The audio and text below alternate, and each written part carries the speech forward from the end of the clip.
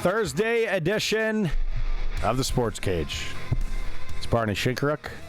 I got Curtis, the Coulson in the back. We got the Sheriff Allen in as well, but no Sharky. Sharky's under the weather. He's on the DL. He's a last-minute scratch for today's program, but we will carry on.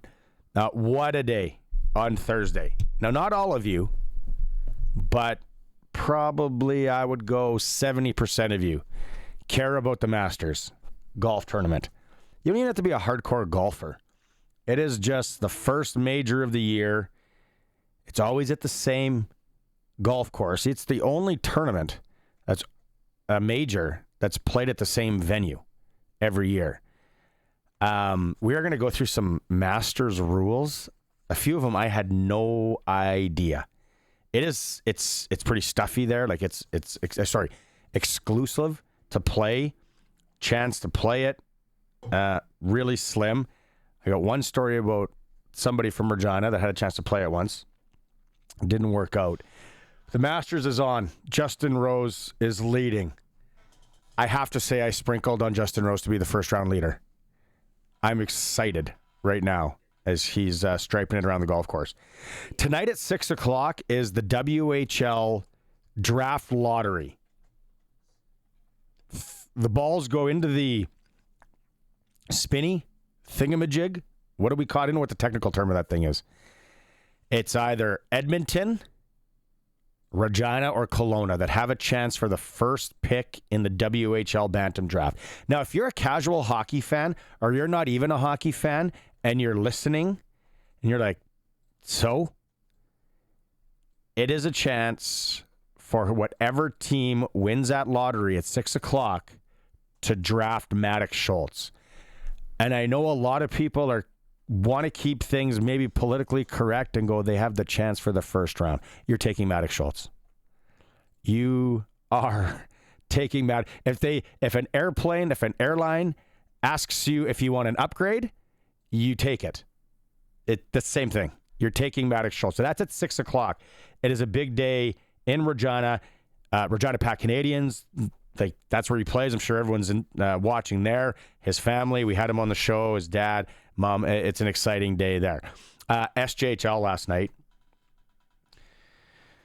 Weyburn has to load up the Iron Lung and head all the way up to Flin Flon for Game 5. They couldn't get it done. We thought Weyburn would push. We thought Flin Flon would push against Weyburn, and they sure did. Last night, it was a 5-1 win for the Bombers. Affiliated player, Regina boy, Eric Hahn had a goal in that one for Flin Flon. Game 5 Saturday at the Whitney Forum. We'll talk more about that later on. Melfort, they completed the sweep of Yorkton. Terrier season is done. Benny Walchuk is now in holiday mode. Cue the Holiday Road by Lindsey Buckingham, if we have that on file. Actually, we're not allowed to play music, I was told. But Melfort moves on. They got a nice long break. Hopefully catch up tomorrow with head coach, GM of the Melfort squad, Trevor Blevins. 3-1 win in Game 4 last night. So they got a little bit of a break here. That's nice. Western Hockey League, tonight, round 2 starts. Lethbridge and Calgary. We're going to talk to voice of the Lethbridge Hurricanes, Dustin Forbes, in hour 2. PA Medicine Hat. They have a little bit of a break. They don't start till Saturday. And then Victoria Spokane, they're pushing things till Sunday. Saskatoon's Berkeley Catton. We'll have him on the program yesterday. Portland Everett, they start Saturday. Western Hockey League playoffs well underway. Exciting times there. PA's our closest. PA Medicine Hat. They're both about the same distance. PA's a little bit closer. Depends which way you go. I think most people take the double lane now. Maybe some people still go the 6 through Melfort, Raymore, that way, or the 2. That 2, though, you're risking your shocks and struts and driving the 2 to PA. I tell you that. I do it once every summer. Western Hockey League, we'll talk Dustin Forbes in hour 2. I kind of forgot that coming up here right away, Don Hewitt, the professor, he's going to join me. We're going to talk Riders. Yesterday, I know Maz talked about it with Dave. Launching of the Flex Pack, the flexible ticket options that the riders did. Bravo. Very nice. Golf clap time. That is going to help out a lot of people. People are busy, especially when farming and seeding and harvest and all that. So we'll talk to Don Hewitt about that and a whole lot of other CFL news. Montreal Canadian fans, voice of the Montreal Canadiens, Victor Findlay on the radio broadcast. He's been on the show before. He comes in about 3:35, 3:40. We'll talk about the Montreal. John the Habs fan. I wonder if he'll be listening today. We always welcome your questions on the Prairie Land Rentals text line, 936-6262. With Sharky out, NASCAR report will be handled by Dan Crofty. We'll have the NASCAR report in hour 2. Glen Suitor's in hour 3. And then Prairie Junior Hockey League. Fort Qu'Appelle, buckle up this evening.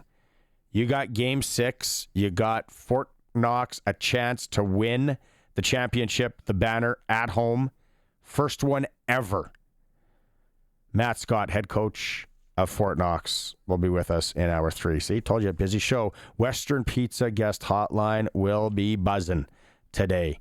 No need to cook. Think about what you're going to make tonight. Nothing is as good as Western Pizza.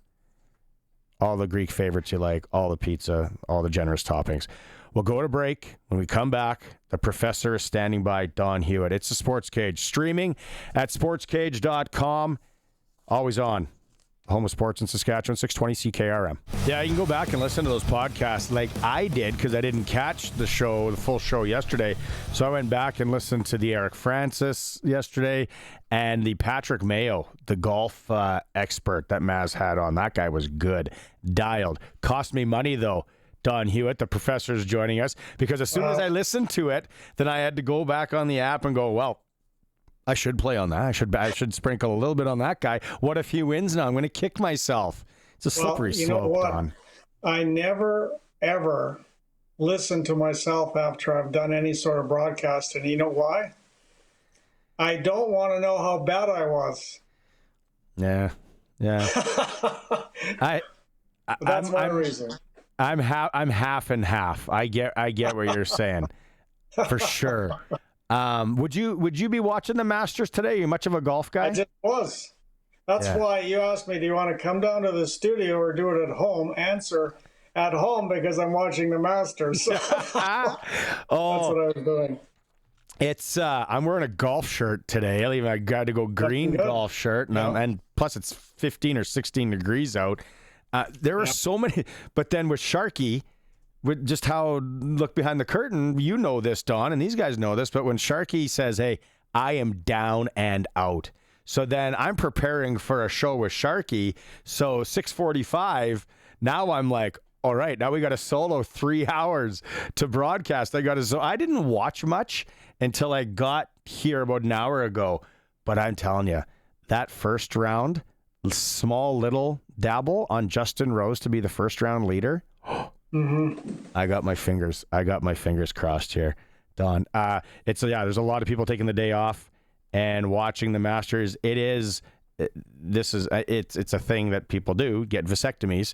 The most popular time to get one, they say, is Masters Week. Makes sense. I didn't know. It's a medical fact, is it? Some people will say March Madness. I agree with the vasectomy one. Riders, as we get going here, there is so much excitement. We talked a little over about a month ago. You were at the Brandt Center with us, and we were talking about things. But yesterday, a lot of people are talking about Justin Dunk, and we had it on sportscage.com, and I think we have a clip that we can play as well, is Trevor Harris talking about how he played with a couple of small tears in his knee. And then the fact that he didn't get surgery, he's getting the ACL and MCL, he's getting the PRP shots in there. You've been around the game a long time. You've covered a long time. I think little tears and stuff like that, Don, are pretty commonplace. Do you make a lot about this?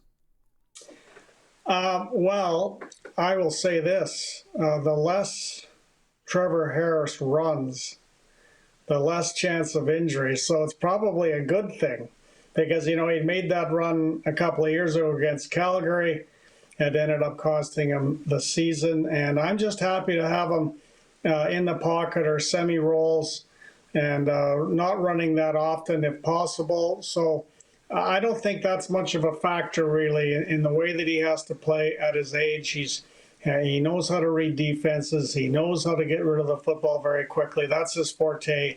And so I don't think it's that relevant to how he performed. He performed well. He had a good season. I was trying to think, who do you remember in the CFL? Obviously, in the NFL, Tom Brady and Peyton Manning kind of set the mold for getting the ball away so quickly. Who do you remember in the CFL that ditched the rock quick? Definitely Danny McManus.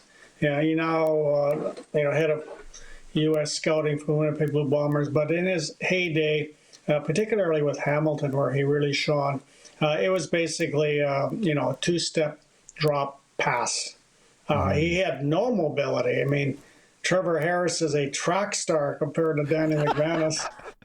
But McManus, he knew how to read defenses. He got rid of the ball probably faster than anybody I've ever seen play in the CFL.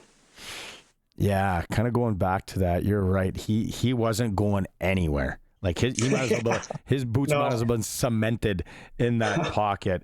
You have to be excited, thrilled to see what Jeremy O'Day has done, especially with that offensive line. Mm-hmm. Yeah, huge signings, and Philip Gagnon and Sean McEwen. And, I think he's done it again. He didn't have to make as many changes as he did, the previous offseason.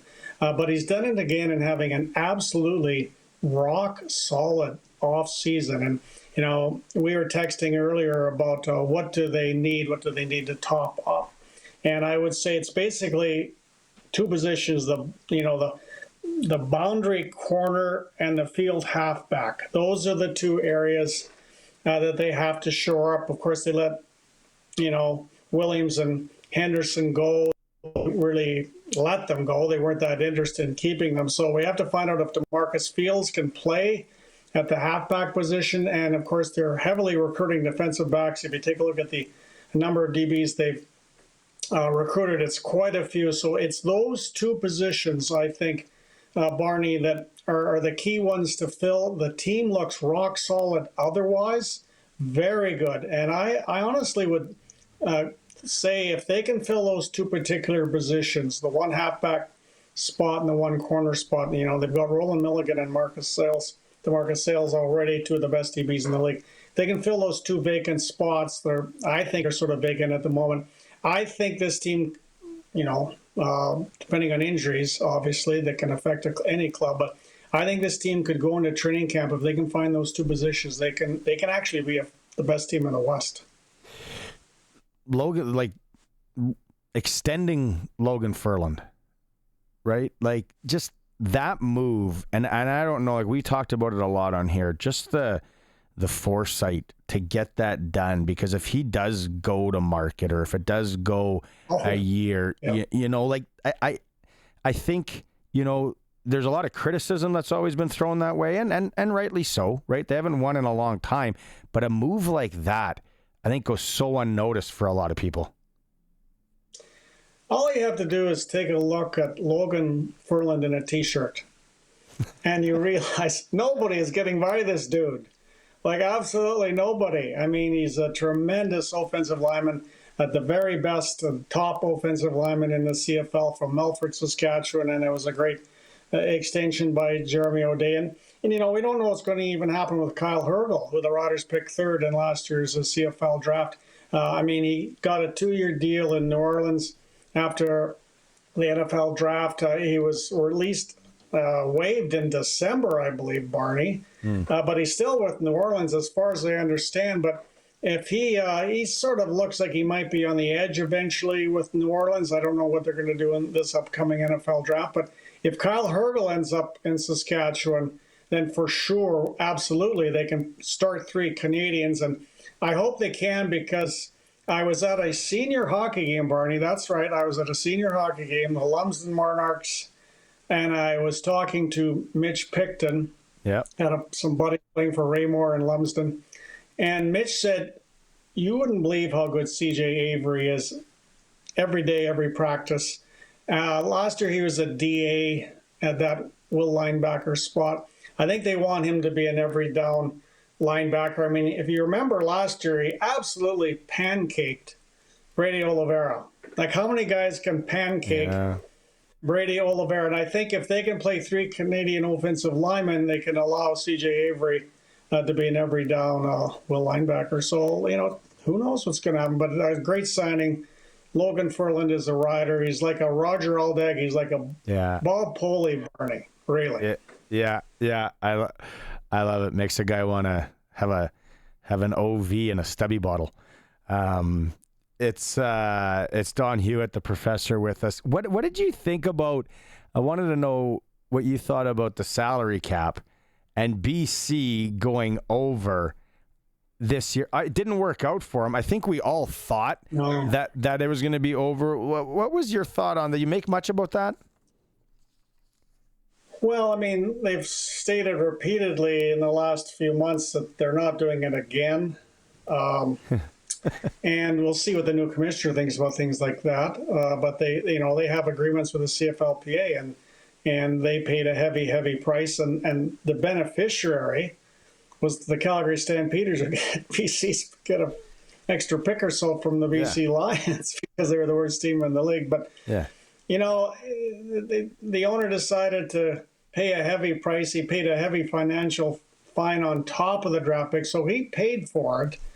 And I think it's more of a one-off, so it doesn't really bother me at all. I wish the Riders got the extra pick, but they didn't. But I don't think it's that big of a deal that he did that, because I don't think you're going to see it in any sort of commonplace way in the CFL happening. The Calgary thing, it's like they just happened to be standing outside the confectionery when the guy walked out with his big lotto win. It's like, here, have a little bit. I think so, yeah. Hey, shifting to hockey, right? Regina Pats are in the mixer here for the first overall pick. I don't know. You talked that you're now dabbling in the senior hockey front. Have you watched Maddox Schultz skate and play hockey? I've just seen him. I've seen him streamed.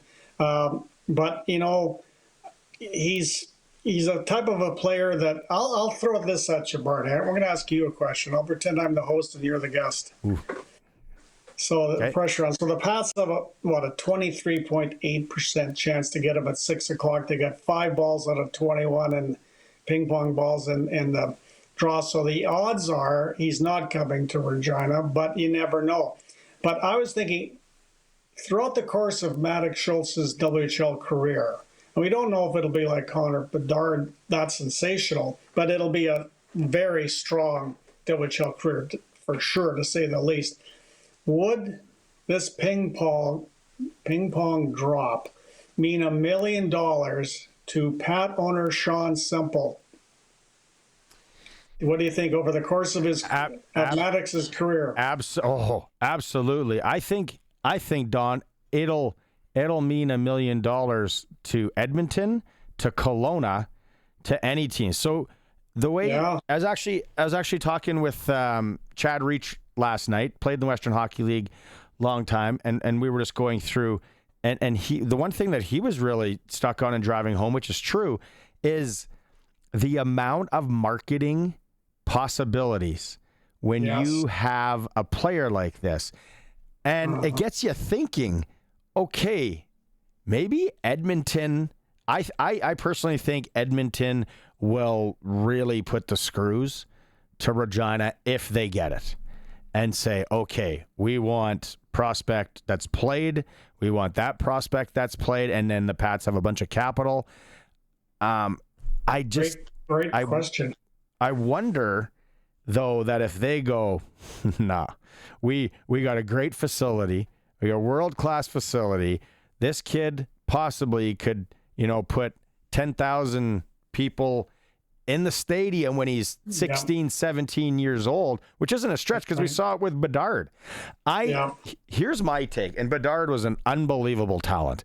I've watched Maddox play with my own eyeballs last year and this year. I remember, Don, I remember him in initiation or novice because my son's a year younger.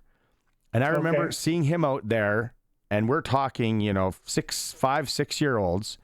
And I was like, well, that can't be. He's not, there's no way he's 5 or 6 years old. He skated like he was in AAA midget at that age. Like, and I'm not even lying. I'm not, like, it's not exaggerating. I mean, so to answer your question, I think that there is so much money at play for any team that gets them. The only thing that I'm really curious is because Kelowna hosts next year. So let's put ourselves in Kelowna's shoes. You're hosting the Memorial Cup next year. Now, Maddox can play 34 games with you. Once his AAA season's done, he can come up. As good as he is, I don't know how much of a factor he would be at 15 in the Western Hockey League playoffs and the Memorial Cup. So Kelowna, what do they do with it? Like, that's a king's ransom. They got 4 balls. Well, that's a very interesting question. I mean, what Maddox Schultz could do. I mean, towards the end of the Pat's season, everybody I know is talking about Pat's season, not Pat's, because the Pat's rebuilding a young team. That goes to show you, that proves what you're saying is right, Barney. But I'm going to flip it. Ask you another question. What the heck are they going to do with Kelowna hosting the Memorial Cup in a year's time? And they were awful this season. I know they had Glen injured. Is that not a big concern for the Western Hockey League, how good Kelowna is going to be a year from now?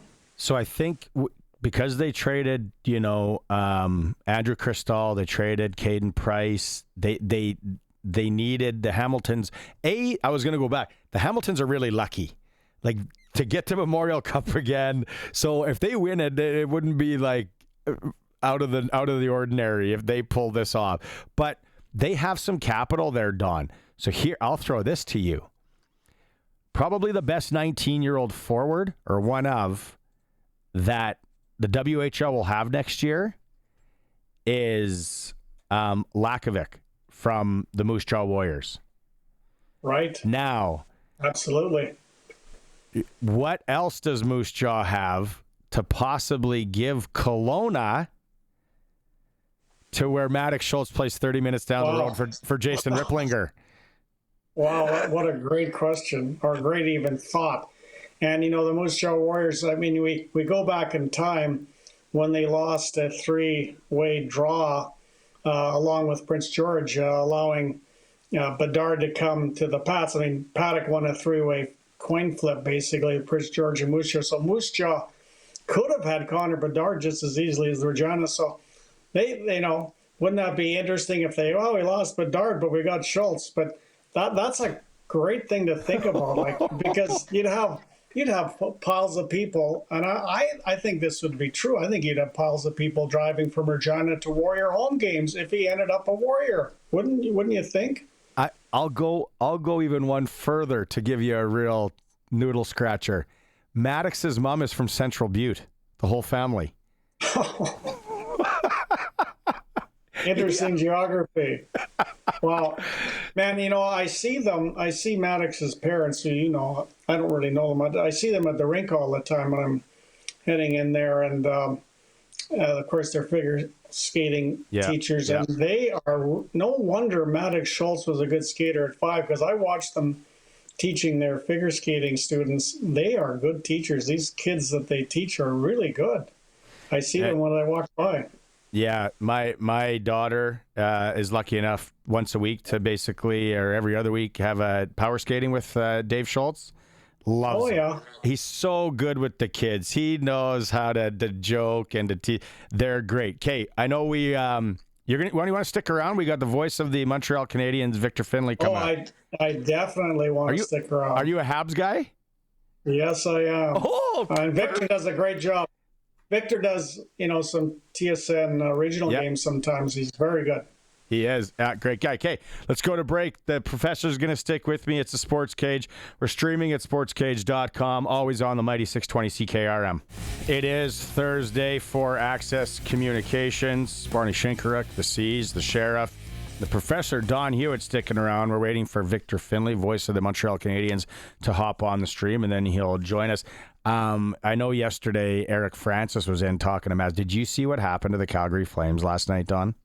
Yes. Well, yeah, I got the story, and a lot of texts from my Calgary buddies just, woe is me. It looks like they're toast now, I think, Barney. Oh, well, I'm busy, and I flip it on, and I'm looking, and I'm like, okay, 3-1, and what was it? Like just under 5 minutes left for something. And it was almost as soon, I think I was watching the Anaheim feed, and the play-by-play guy goes, yeah, well, now the Flames are going to be tough to beat with a 2-goal lead. I can't see it. They know how to hold a lead, and they got Dustin. Scores! It's 3-2. And I'm like, okay, 3-2, whatever. And then it's like literally under 20 seconds later, left wing shot, they tie it up, goes to overtime. Anaheim wins. It happened the night before. Was it the night before, Curtis? With Dallas and Vancouver with these Lego. It's almost, it's like we're watching the Adult Safe Hockey League. No league is safe at the Cooperators at 11 o'clock at night. Look at that. Yeah, Vancouver. 5-2 down to Dallas. That was incredible. I mean, the Canucks aren't going to make the playoffs either, but they can hang their hat on 3 goals in last minute of play all summer, really. After that one, that was historic NHL history being made 2 nights ago. That's for sure. But Flames just didn't have it, I don't think, Barney. And I think they were well coached, good structure, but they just didn't have enough overall talent on their team outside of that outstanding goaltender, young Wolf. They need a few more D-men and a few more forwards who can put the puck in the net. I feel bad for Flames fans, which I never used to because I really despised them. But now it's like I was really kind of rooting for them to get in. And it's not the Canadian thing at all for me. It was just that they were just grinding. They were just finding these grindy ways to stay in games and to get points. And I was like, you know what? This is kind of cute. I'm going to cheer for these guys. But it's for a Flames fan, now you're kind of stuck in that middle spot again. Your draft pick's going to be just okay, right? You didn't tank. You didn't cash it all in to get a better pick. Now the Flames are just going to kind of be middle-ish pick wherever they land. So that's the unfortunate thing that I see for Flames fans. In Vancouver, I've watched them. I want to say I watched 3 Vancouver games in the last month. Jekyll and Hyde. I had no idea it was what I was going to get. Right. Well, they've got such a problem with Elias Peterson. I mean, that highly paid, apparently some personal problems away from the rink. Rick Tocchet, has done a great job with what he's had to deal with this year for the Canucks, wouldn't you say? Yeah, and that they want him back too. Just an absolute mess of a locker room. It would be like dealing with children compared to when he played, where you could just throw a guy up against the wall and say, smarten up. Instead, they got all these personalities to try and juggle. Again, I'm not in the locker room. I don't cover the team. I don't know it well enough. But just from an outsider looking in, there was some bad chicken going on there.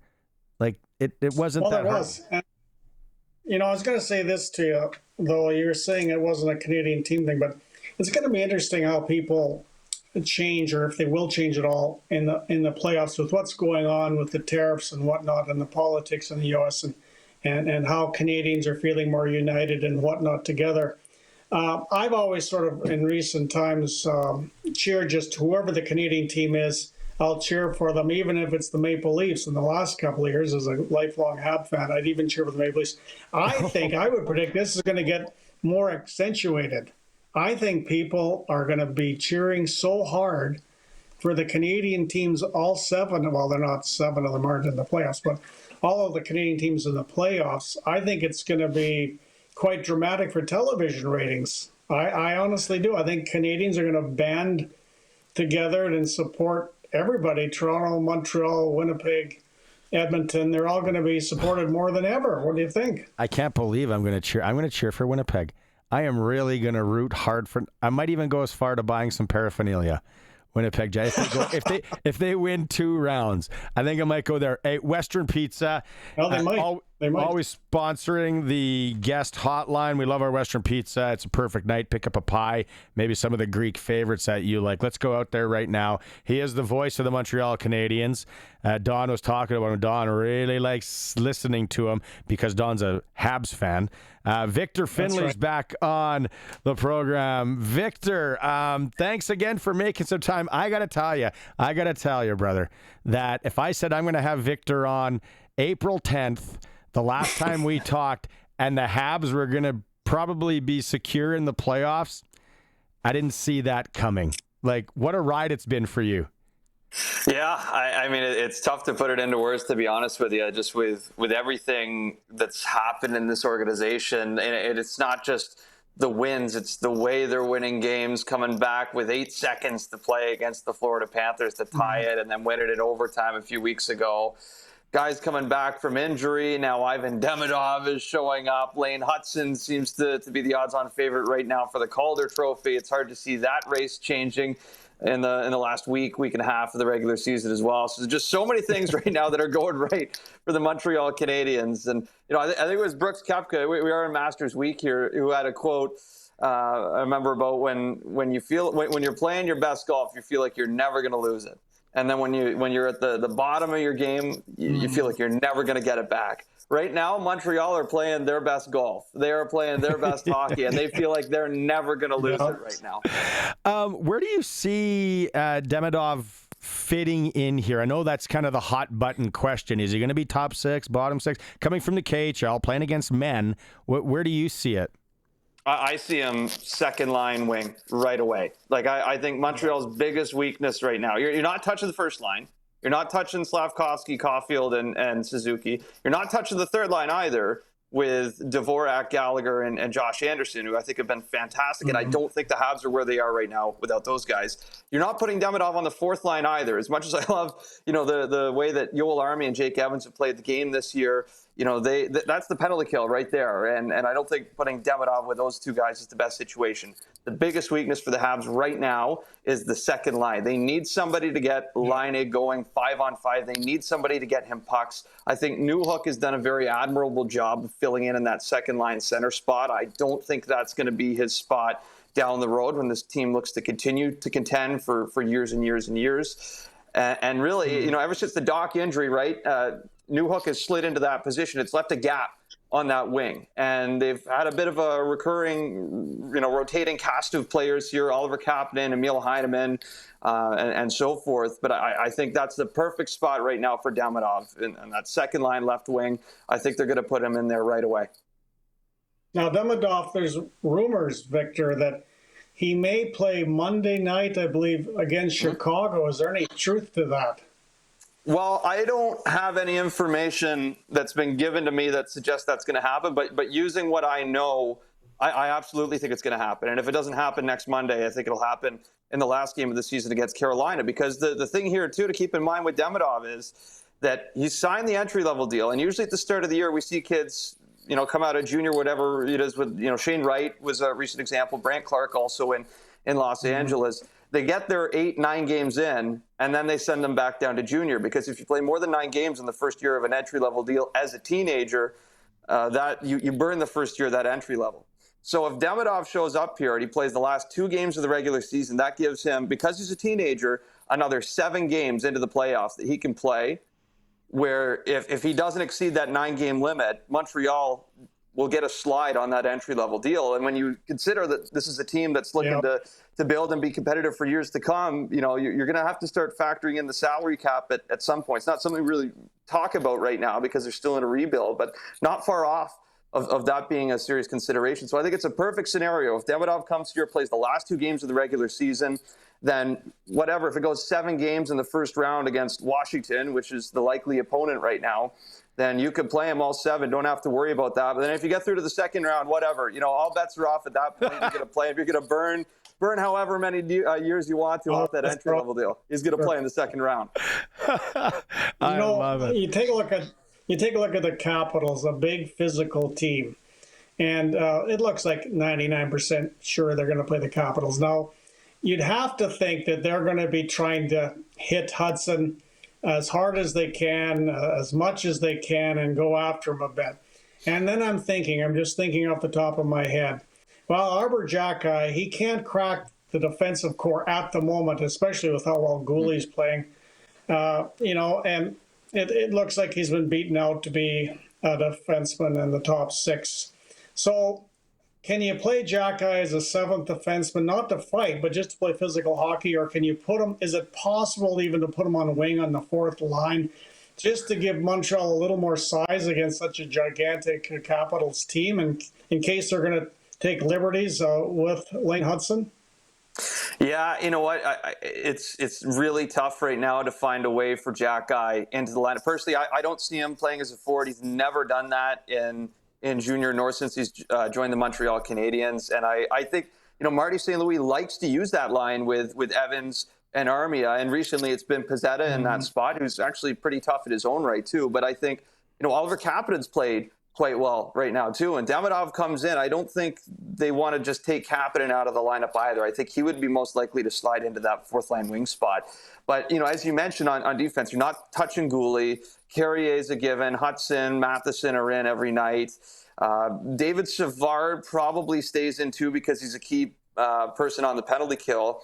So the one guy that might be kind of in the red zone there is Jaden Struble. But, he's played really well since the Four Nations face-off break. There's a lot of things I like about his game too. So there's nothing that anybody right now in the top 6 defensemen for Montreal has done to play themselves out of the lineup. So I think that'll be a card that Marty has in his back pocket or up his sleeve if he feels like at some point he does need to get Jackeye in to correct the course a little bit, because absolutely Washington are going to run around there with guys like Tom Wilson and they're going to play this team tough. But at the same time, to just go back to your point on Hudson, for sure he's going to be a target. But Lane Hudson has managed to go the entire year. And of all the things he's done that have been so impressive in his rookie year, maybe the most impressive for me is he's never been caught once. He's never been lit up. He's never been blown up by anybody. The biggest hit he took since he showed up in Montreal was game 1 of the preseason. It was the rookie tournament game. Toronto-Montreal, and Rhett Parsons, former defenseman for the Medicine Hat Tigers, got him in the far side corner of the offensive zone. He's never been rocked like he has since that rookie tournament game. He is a very, very shifty, elusive type guy. Not easy to catch Lane Hudson. Hey, you guys are Hab guys. Like, Don dialed in here, but as a passive Habs guy, I'm sitting there going, the four nations and what happened there didn't really affect them that much. How many guys did they have go to the Four Nations? Like, they kind of came through that unscathed. Well, yeah, he had Sam Montembeault go, but obviously he never played a game for Canada, so he just kind of took it all in and took the experience in as the 3rd string goalie. But then you had Armia and Patrick Laine both go for Finland. And that was it. Obviously no representation on Sweden or USA. The interesting thing is the response of Suzuki after not being on the Canadian team. I mean, he's one of the best players in the NHL right now. Would you say right now, Victor, and you can chime in too, Barney, Suzuki and Hudson, they're leading this team. Are they both now certified NHL stars with what they've done in the last month? I think for sure Nick Suzuki is. Absolutely. I think we haven't even seen really the final, close to the final product yet for Lane Hudson. I think he's still evolving in the way he's creating offense, becoming more of a shot threat now as well. So there's a lot of great things I like about Hudson. I'm not ready to call him a superstar quite yet, but there's no doubt in my mind he's going to get there. Mm-hmm. The way Suzuki's played in the last 2 months, yes, I will absolutely say that he has played like a star, because now it's everything. Like, it's what he's doing away from the puck. It's how he's shutting guys down. He's at least before last night, I think he had the third most points in the National Hockey League since the Four Nations face-off break. Like, he has been up there with Kucherov, been up there with Rope Hintz, who's been great out of the Four Nations break, like among the best right there. And now Montreal's at a point, we just had Florida back-to-back versus Florida on the road and at home. And in the home game, Montreal last change, Martin St. Louis is trying to get Suzuki and his line out there against Barkov and his line. And Montreal in the last year actually had a +5 or a +6 against Alex Barkov's line on Florida. So you're taking one of the best defensive shutdown, probably the best defensive shutdown two-way center in the league, and Barkov. And Marty's looking at his guys, Suzuki, Caulfield, and Slavkovsky, saying that's who we want out there on the ice. And they've had success against him. Why this uptick? And you love to see it with players, especially when it's on your team, Don, for sure. But why this transformation or uptick or coming out party for Suzuki? Does it have something to do with St. Louis? I think it's just a natural course of development for Nick Suzuki. It's so hard to do what he's doing in this league at this level every night. And like I said, it's not just the offense. And I think that's the thing with Nick, is that he's always been a little things, detail-oriented type player, even though he was, I think, a 3-time 40-goal scorer in the Ontario Hockey League. He's playing the same role now that he was then when he was with Owen Sound and the Guelph Storm.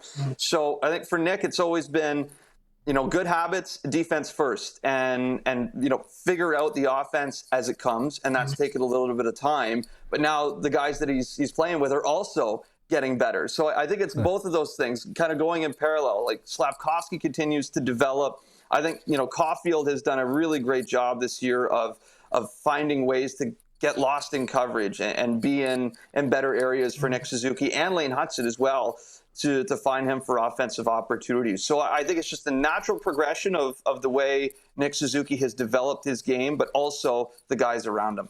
Don, I'm going to let you have the last question to Victor. Thanks, Barney. It's you're in charge. It's very nice of you. One thing I'd say, Victor, you need to take a look at the Montreal Canadian bench. I have never seen any other team in the NHL this season, particularly now, that are so emotional on the bench and so together on the bench. There's not another team that seems as dialed in as a unit as Montreal. Would you agree with that from the body language you see on the bench? You know what? I actually haven't even really thought about that, to be honest with you. But you know what? You're probably right. Now I don't spend a whole lot of time watching the bench because as a play-by-play guy, I'm a puck follower. But I understand what you mean. Like, just seeing the guys though around after the game, especially. I always do a post-game interview after the Habs win at home, and they've done a lot of that here since the Four Nations. And I think there's so many guys on this team, especially the veterans, that have really battled through adversity. Yoel Armia last year was sent down to Laval in the American Hockey League out of training camp, couldn't make the opening day roster, battled his way back to be a penalty killer with Montreal. Josh Anderson had a 27-game goalless drought last year, just couldn't seem to figure out what he was as a player, really struggled with it, and he was open about it too. He's come back this year. He's been an excellent third-line checker. He's found his offense again. Brendan Gallagher, I think a lot of people never thought he would have been a 20-goal guy ever again, given the way he's taken a beating over the years, an absolute beating, right? Had some serious injury, troubles, grinded through that. Look what he's become now. Christian Dvorak, another guy that was sidelined with a torn pectoral for like 60-some games last year. And those three guys as a line right now have all figured it out together. So I think there's so many of those older type veterans that have been around, and these younger guys have seen them battle through that adversity. And then they've done it as a team this year, given the way they've started, and that's brought them so close together. And Marty, to his credit as well, Martin St. Louis has always preached that here from day one. I don't want you guys to play for me. I want you guys to play for you. Do it for one another. And they've absolutely bought into that message. So I totally agree with you, even though I'm not focused on the bench during the game. I can just see it, though, with the way that these guys carry themselves and how they interact with others. This is definitely a group of guys that are playing for one another out there every night. Victor, you got me excited. You guys both got me excited for the Habs now. Again, Always appreciate it. Thanks for jumping on today. Enjoy the off day, and maybe we catch up second round of the playoffs. Let's say. I wouldn't put anything past this team at the moment, so I'd be more than happy to do it. Right on. Thanks, Victor. He's the voice of the Montreal Canadiens on the Western Pizza guest hotline. Great guy, like Don said, calls a heck of a game. Okay, Professor, thanks so much for spending Barney. the hour with me. Go watch some golf. They're winding down. Justin Rose still leading. Cheer for Justin. He shot 65. He's in now. McIlroy's on 15. All right, and then let's do this again soon in studio. Okay, have a good rest of the show there, Barney. Right on. There's the Professor Don Hewitt. We're going to break. We got news coming up. It is the Sports Cage. Arash Madani starts hour 2 on 620 CKRM. Hour 2 of the show. Justin Rose, clubhouse leader right now at the Masters, -7 after a tidy 65. It's Barney, Shynkaruk, Colson, Curtis, the Sheriff. Thanks to Don Hewitt for being with me in hour 1. That was fun. It's for Access Communications, like the voice said. You can always have your say on the Prairie Land Rentals text line. Right now, Husqvarna promos are on. 600 Albert Street. You get to deal with the owner with like 16 degrees and 19 or 20 degrees tomorrow. It is going to be backyard project season. So if you're watching the Masters this weekend, you're playing Dodge Wife. She's upstairs, you're downstairs. You're hiding to not do any projects, to get in one weekend of watching golf, and then after that, then the grind can start. Really interesting, really exciting night in Fort Capel tonight. It's Game 6, Fort Knox, Saskatoon Wesleys. A chance for Fort Knox to win their first ever Prairie Junior Hockey League championship. That game, 7:30 puck drop. We'll talk to head coach of Fort Knox in hour 3, and Matt Scott will stop by. Let's go back out on the Western Pizza guest hotline, and it is Arash time. It's time to go coast to coast with Arash Madani for Smart Investing Solutions. Be smart with your money. Call Brian Gawley at Smart Investing Solutions, 546-2533. Talking Masters, Arash. See, I wore a nice green golf tarp. I see that. It is, I was supposed to go COVID year. Obviously, that went all weird. They played it in the fall, which is still close. I didn't get to go. I've never been. You have been to the course. The one thing that they say, and you kind of start to get it when you watch it on TV, is the undulation. There are some long, hard walks when it comes to hills. That makes sense why the older guys, the tiger that's always hurt, the body breaks down. What makes it so unique from your side of things? Well, so many things, Barney. Yes, it's very hilly. That's something that you can barely kind of see on TV, but there's no question about that. But beyond that, like with all due respect to our friend Brian Gawley, no one's smart with their money when they walk into the gates of the Masters. Because you know why? Everybody there is having the best day of their life. For 95% of the patrons, not the gallery, the patrons, this is their bucket list day, their bucket list moment. They have waited their entire lives, wanted their entire lives to get here. It's the cathedral of golf. It's one of the meccas of sport. And when you walk inside those gates, honestly, like, I get chills just thinking about it, and I haven't been there since 2011. Like, and I'm not really a big golf fan, but there's something different. Like, there and Wimbledon are the two places that when you're kind of there, everyone's just watching the day go by with this smile on their face, and they just couldn't be happier, man. Dude, Kay, I don't know if you guys, I was going to run up by the seas. I had no idea, and this has become a big thing in the last 24 hours for broadcasters. I think it was Brandel Chambly that came out. So you get somewhat reprimanded for calling it the driving range. It's the tournament practice facility. You don't call it the back nine. It's called the second nine. Right. No, you don't say fans. You say patrons. Yes. And it's not the rough. It's the tall grass. First cut. First cut.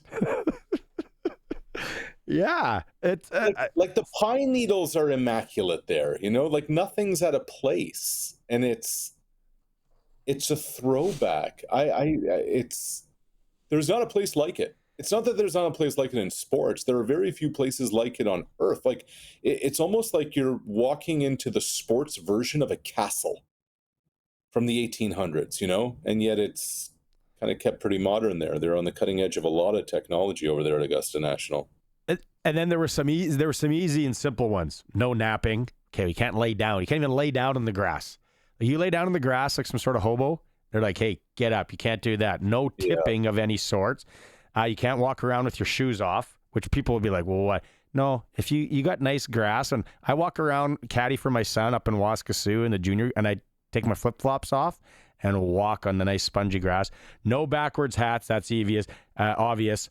And I heard, I was trying to research this one, chairs that you bring can't have arms. And I'm like, oh, I didn't know that. That sounds a little. Here's the other unwritten rule that's impossible there. If you walk into the pro shop, Barney, good luck leaving there without spending at least $700. Oof. Okay, so here's the thing about the Masters, and maybe this has changed, but I don't think it has. And you were never able to buy Masters gear, swag online.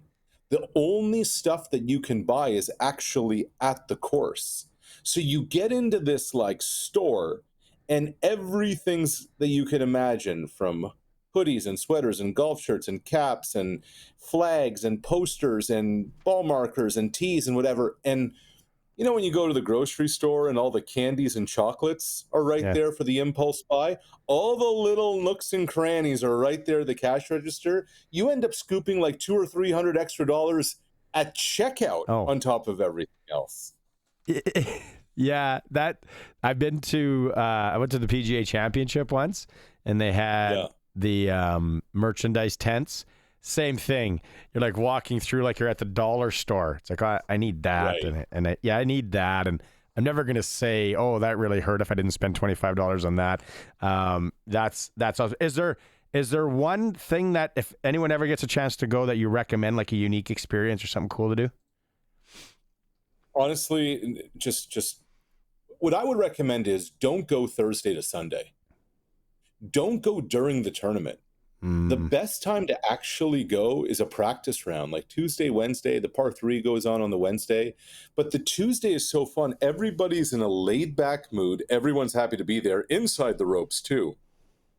And you might see a golfer kind of on one of the fairways pull out the 5-iron, try it. Then they drop the ball, and then they pull out the 6-iron and try it. I remember one year, one of the golfers kind of looked over. He tried 3 different shots with 3 different clubs, finally looked over to one of the patrons and said, okay, well, these 3 clubs didn't work. Do you have a suggestion for me? It's a lot more relaxed. It's a lot more loose.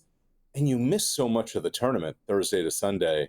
The vibe is just so much better on a practice round or the par 3 on Tuesday or Wednesday.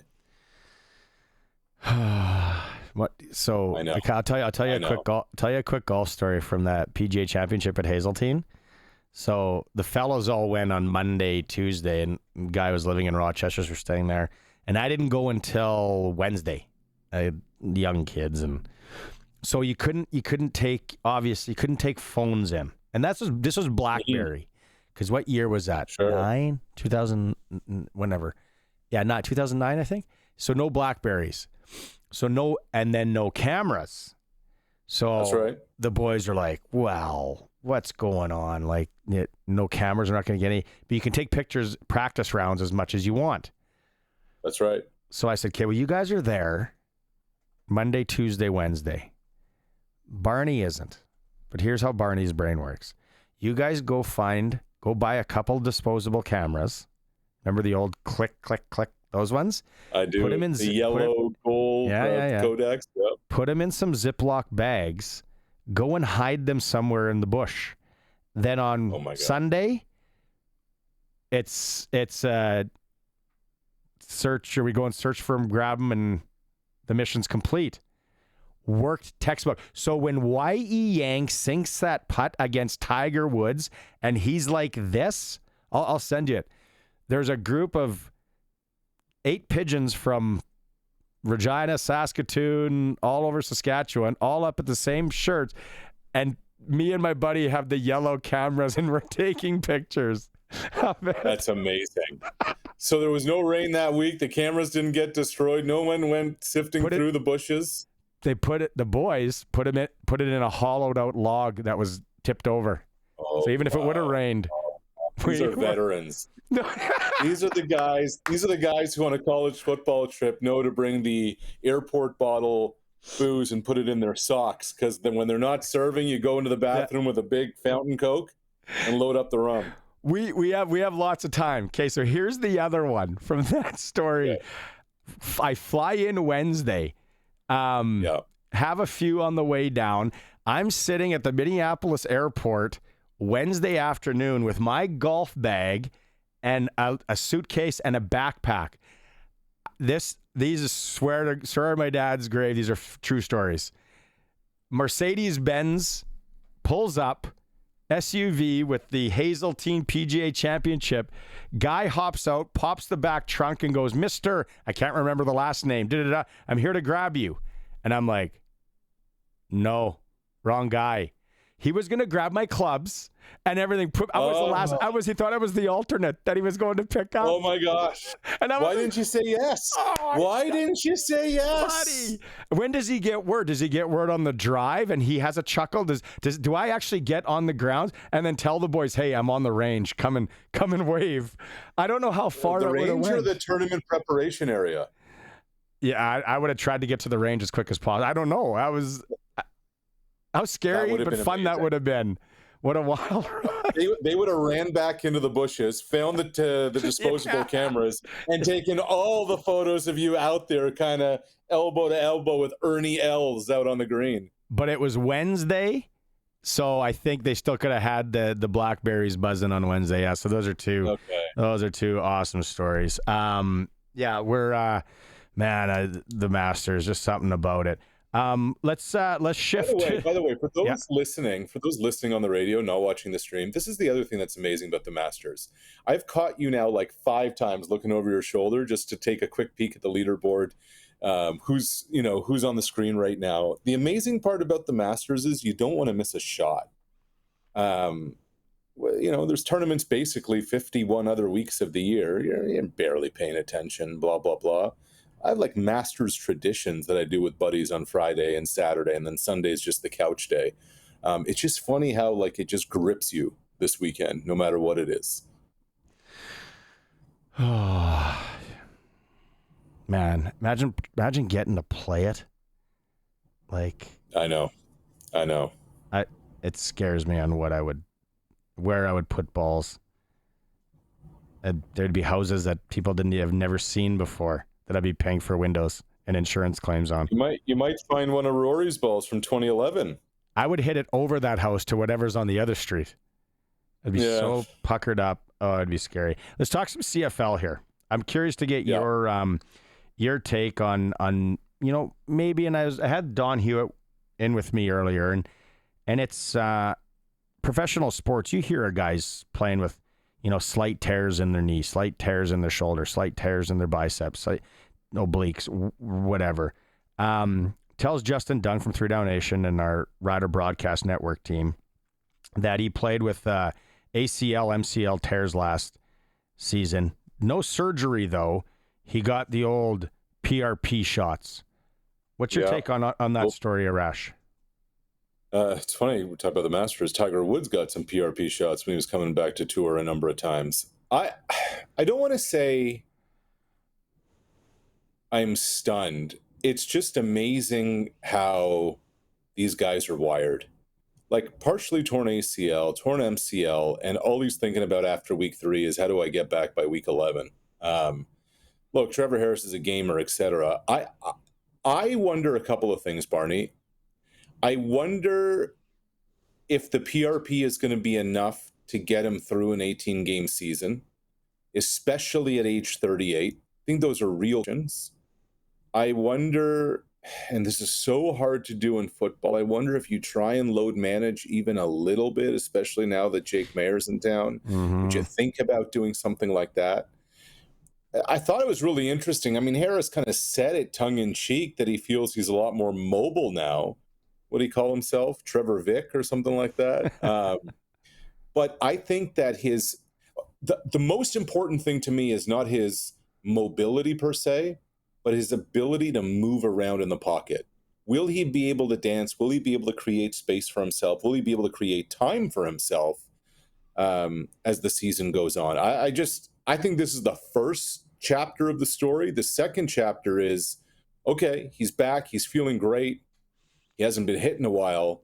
What's going to happen when you get through the grind of the season? And would that knee maybe swell up on you or not? I think these are real questions that are going to only, like, time is going to, and getting hit, will answer.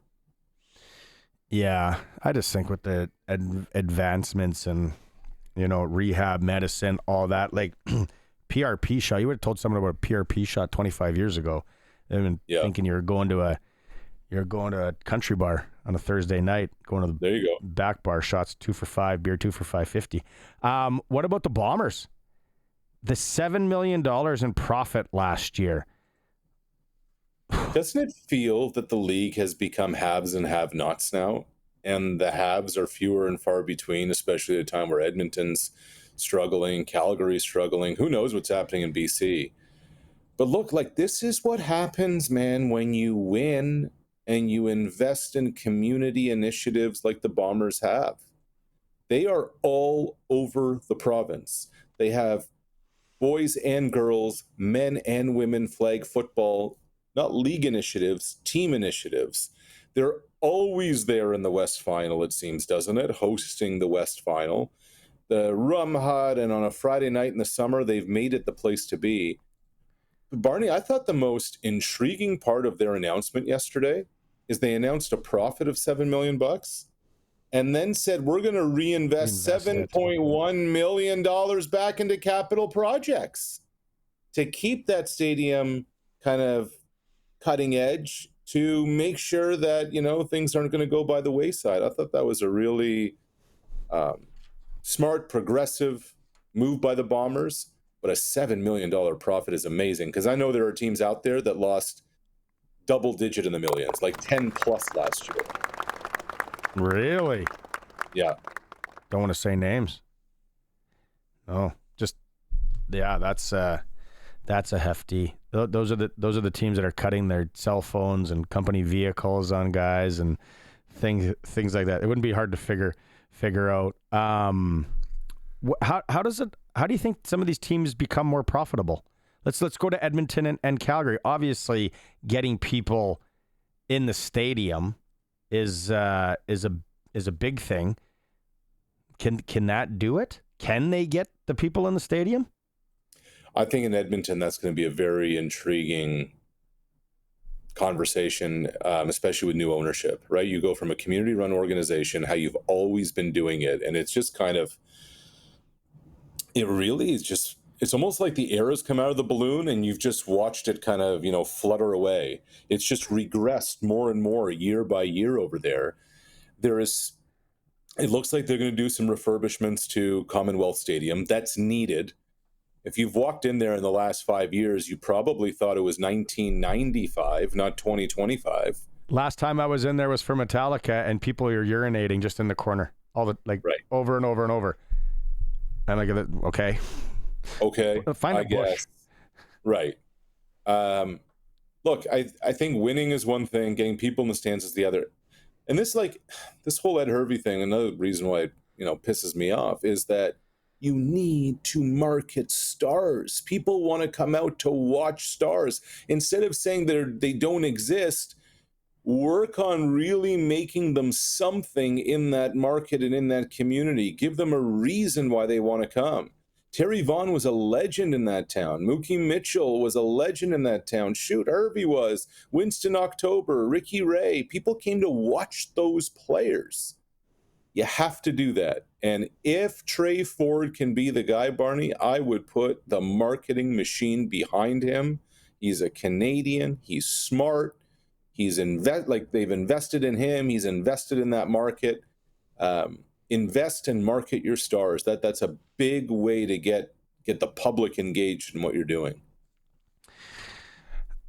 A lot of people say Arash hates the CFL. You've been critical on it. That's your job. You're honest. Yeah, we can go honest. You got something coming up though next weekend with the Grey Cup. Yeah, and I'm pretty excited about this. Barney, you know how it goes. There's a lot of things that you do sometimes and you don't want any attention on it, blah, blah, blah. But so next weekend is the long weekend. It's Easter. And Toronto has the biggest children's hospital in the country, sick kids. And there are going to be a lot of kids who aren't going to be able to leave the hospital over that long weekend. And some of their families are going to be there. So got in touch with Ryan Dinwiddie, the head coach. Dinwiddie and I used to work in Winnipeg back in the day. There he is with his pops for those watching on the stream when they won the Grey Cup, Big Wayne. Dinwiddie and I are taking the Grey Cup to sick kids next Saturday. And for the families, for the kids, take the trophy, take some swag, blah, blah, blah. What an opportunity. Like, I bet there'll be a lot of kids who'll have no idea what that thing is, and that's going to be cool. But suddenly there's going to be a massive trophy there in the, the lobby, some atrium for the staff, for the families, for the kids themselves. It's going to be a great moment that they'll always have. And I think those are kind of some of the things that the CFL is great. You can really touch it and feel it and all those kinds of things. And it's good at Dinwiddie and the Argos to make that happen next weekend. Nice touch, my man. Nice touch. All right. I'll text you a couple things tonight, but my little Who's winning Sunday? What's my live line sprinkle here? I don't know. I got my first round though, Justin Rose bet. Yeah. Looks like it could hang on to pay. So then after that I'm playing with house money, as they say. But who I really want to win, I don't even know what he ended up today, was Brooks Koepka. Yeah. And Corey Connors, Canadian. I know. There's always hope after Thursday, isn't there? Oh, it's classic. Yeah. And they said, maybe he can hold it together. I think I got a little dabble on him, so it'll be a lot of fun. And then I'm off next week, so you'll be with the Maz man. Okay. Enjoy the time off. Okay, buddy. Appreciate it. See ya. Happy Masters. Right on. That is Arash Madani, coast to coast style. For Brian Gawley, Smart Investing Solutions. You got to be smart with your money. I love listening to Brian's updates the last week because you just, with the way the market's going and up and down and this and that, it's awesome. You can call Brian Gawley anytime, talk money. Just a good old boy. Not going to push you in anything, just to have a coffee. 546-2533. Go to break. What do we got coming up, fellas? After that, Arash Madani. We'll go Clutch Performer when we get back. I got a couple. It's a Sports Cage on 620 CKRM. Clutch Performers.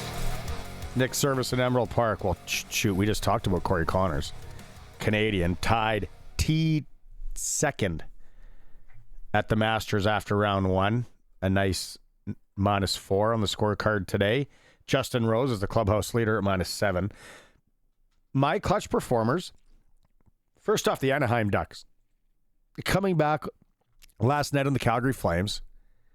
Like, what was that?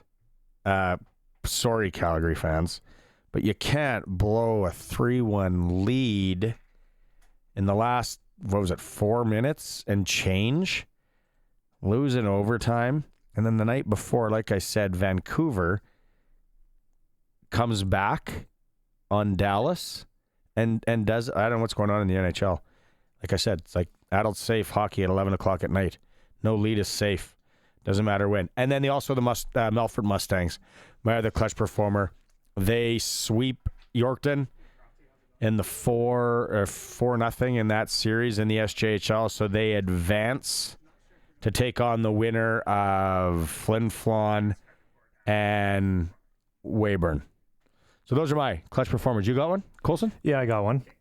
There's this kid by the name Maddox Schultz. We've been talking about him a little bit. Mm-hmm. Heard of him. Yeah, he's been named the Canadian Elite Hockey Player of the Year. Yeah. Yeah, just leading the SAS AAA League in scoring and the playoffs in scoring and the West Regionals in scoring. Yeah. Only got third in scoring in the Circle K, but I think he was the MVP of that tournament too. So, yeah, that's pretty good for young Maddox. Good one. Anyone else around the horn? Any other clutch performers? Going once, going twice. Yep, Sheriff, yeah. let's go. Yeah, I was going to say yesterday when Harrison Barnes of the San Antonio Spurs hit the game winner against Golden State. Do you have the clip for that? Oh. Well, I did have a clip, but basically Harrison Barnes? Yeah, he won the game for not Golden State, San Antonio. He beat his old team, the Golden State Warriors. He's the Sheriff's clutch performer. I always got to go with basketball. Yeah. Yeah. I got another one while we're... Oh, there's the clip. Yeah. Over top, drains a 3. Nice shot. Game over. Hugs. Celebrations. Classic. Steph Curry biting his mouth guard. Classic. If you're not watching the stream. Yeah, you got one more? Yeah. Marc-Andre Fleury for letting in the tying goal so he can clinch the NHL all-time overtime wins record. Smart play there. Yeah, he had his kids on the ice before the game yesterday because that's probably his last ever home game start, they say, for Minnesota, because he probably won't play in the playoffs. All right, that's our clutch performers. Oh, Curtis, you got one. Hola. You know what? I'll give one a go. So in the WHL, some history was made. One of the biggest save shutouts to date from the Everett Silvertips. It's Raiden Legal. Jeez, 57 It's the most saves in a shutout victory in the WHL internet history. So I assume that's when they started recording a lot of all that stuff. But that's gnarly. 57 saves. So what I'm hearing is there's a filing cabinet with a scorecard somewhere that's got like 58. Yeah. Yeah, exactly. Raiden Legal. You would say he slaps, wouldn't you? Yeah, I The would say he kids- slaps. Kids would say that? Okay. Clutch performer for Nick Service in Emerald Park, your local Massey Ferguson Challenger, Rogator Gleaner, and Fent dealer. Okay, let's talk rubbing his racing. The SportsCage NASCAR Report, where rubbin' is racing, is brought to you by Croft Electric. 27 years of trusted, reliable home, farm, and commercial service for all your electrical needs. Visit croftelectric.com and on all socials.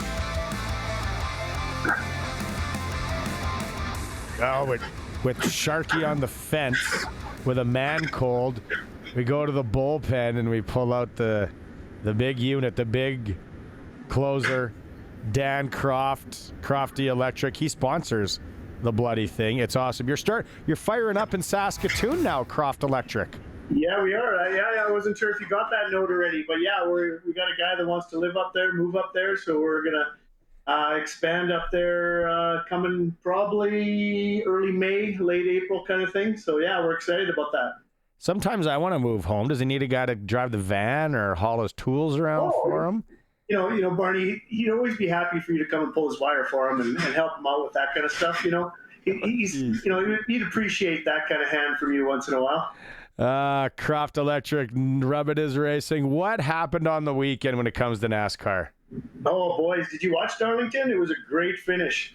So Denny Hamlin, who you're aware of, is partners with Jordan, but drives for the other team. So Denny Hamlin drives for the Joe Gibbs Racing team, and he had an unbelievable pit stop where his team put him back into the lead and had an unbelievable start after the pit stop, after the caution, and he edged out the guy that had led, where's my little note on that, 243 of 297 laps. He edged him out by 0.597 of a second at the line.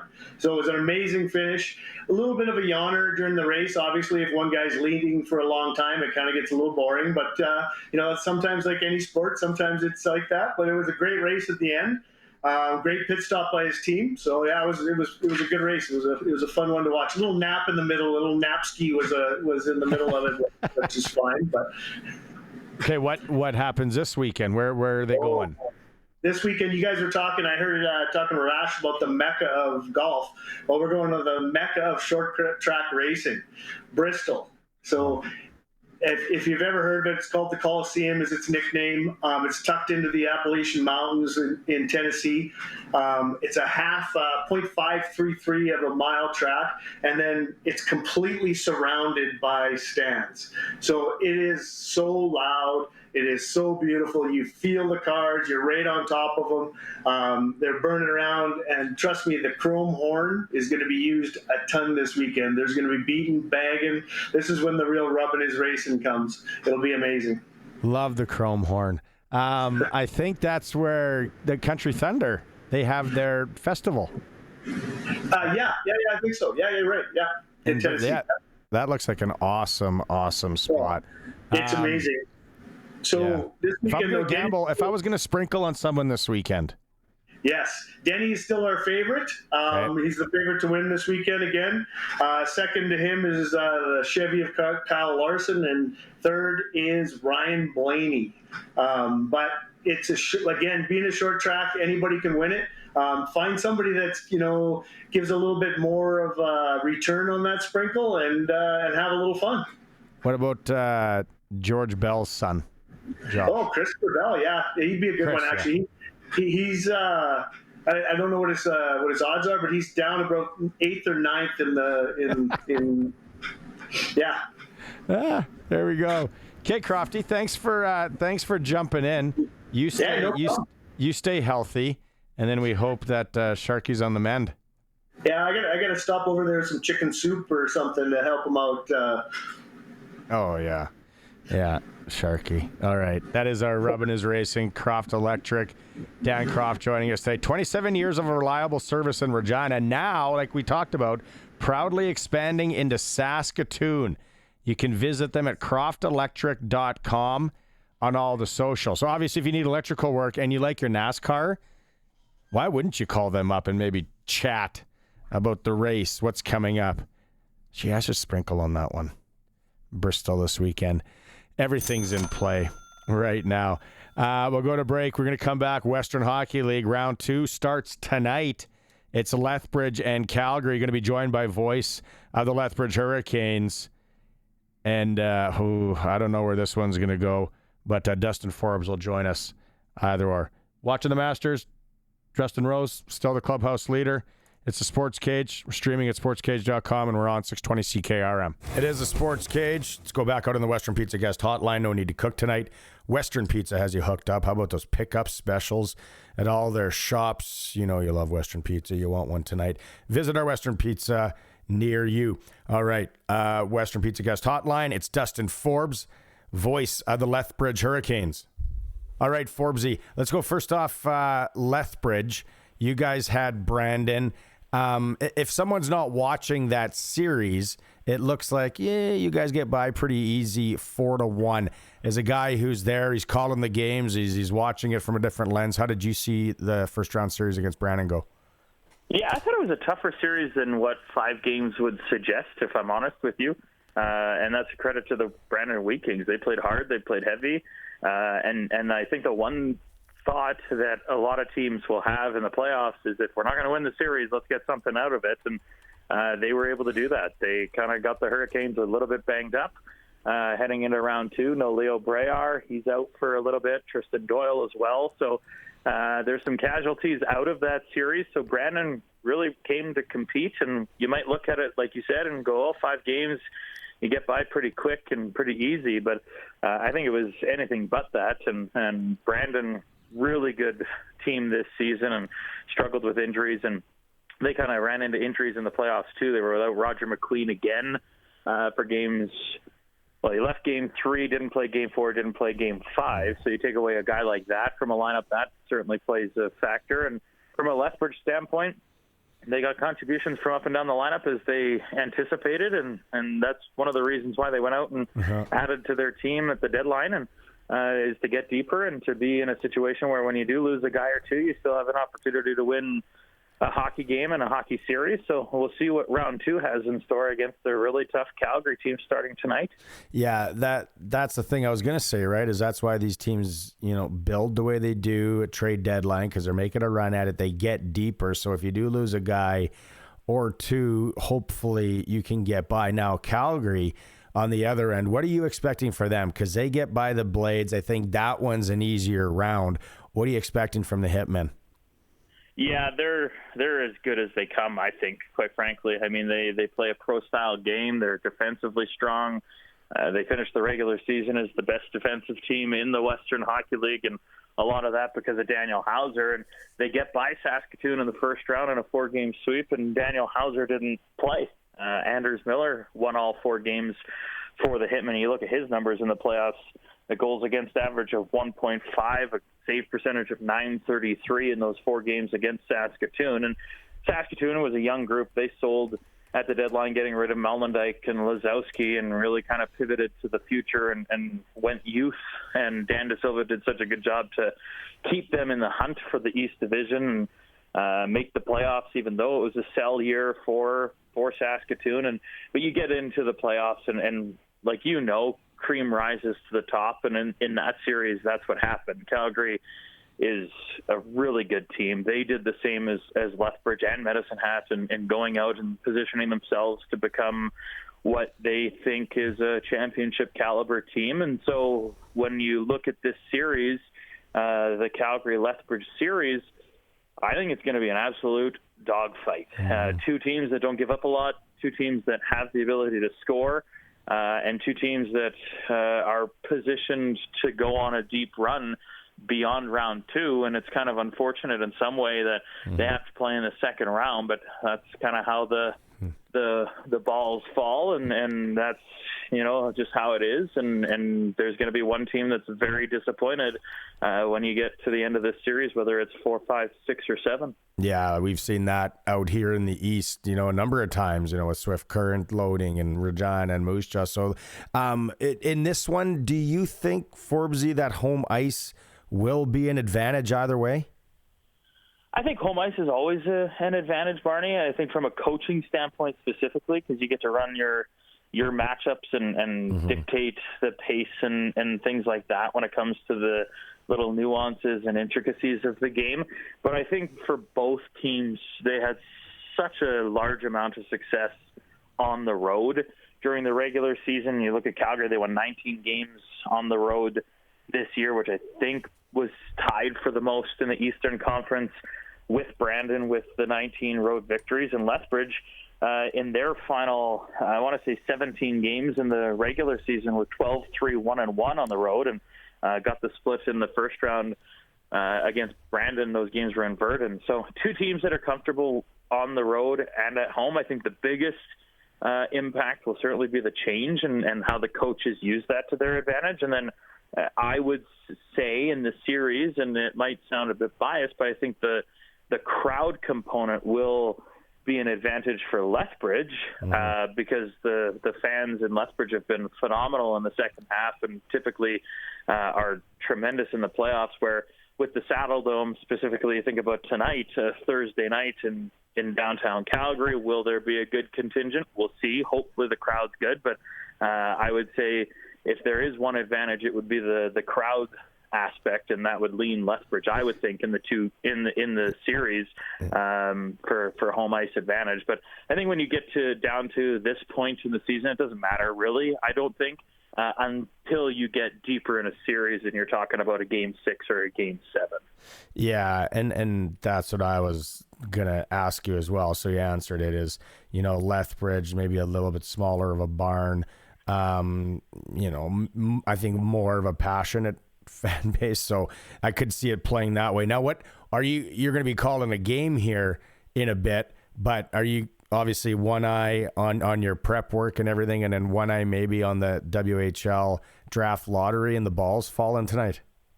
Yeah, it's going to be interesting to see where they go. Of course, Edmonton, who just lost in 7 games to Prince Albert, has the best odds, holding Moose Jaw's pick. And if you're a draftist, as I like to be, and pay attention to the picks move to the first round pick that Edmonton has of Moose Jaws, which is the best favorite to be able to take the first overall pick, which, as we all know, is likely, if not a slam dunk, certainly as close to it as a tap-in for Maddox Schultz, is the Edmonton Oil Kings, because of the trade that they made with the Moose Jaw Warriors, and that trade was Rylan Kovacevic and Wojtek Port. So it'll be interesting to see how they fall. As someone that is in the Central Division and has to play Edmonton 8 times, I hope that it's not Edmonton that wins the lottery tonight, but we'll see how it goes. What's your take, though, on... Do you think if an Edmonton or Kelowna gets them, Kelowna obviously with hosting the Mem Cup, if we were just two guys at a pub having a pint here talking, do you think that they entertain, or one team entertains conversations from Regina more than the other one, or do you think that they'll hang on to this somewhat generational talent? It's interesting to see what the offers would be, right? Specifically Regina. I like, not to disparage the Pats, because I think Al Miller's done such a terrific job there in trying to get that team positioned back to being a competitive team. But say you're Edmonton and you get the number 1 overall pick, what on Regina is enticing enough to give up that pick? Is there anything there? I don't know if there is. If I was a general manager wearing my GM hat, Kelowna's an interesting angle, because as you kind of outlined there, they're hosting next year the Memorial Cup, and they've got a lot of work to do. So if they get the first overall pick, what can they maybe explore in recuperation to help them next season in that deal? The other thing to consider is that in the new rules now, Maddox Schultz can play 34 games in the regular season, not the typical 5 or 6 that we had seen previously. So he could play literally half the season for whomever is lucky enough to draft him. And then once his season's done, he can come up and play the rest of the year, which typically happens come this time of the season once the U18 programs are done. So it'll be interesting to see how it kind of all unfolds tonight. All right, Forbesy.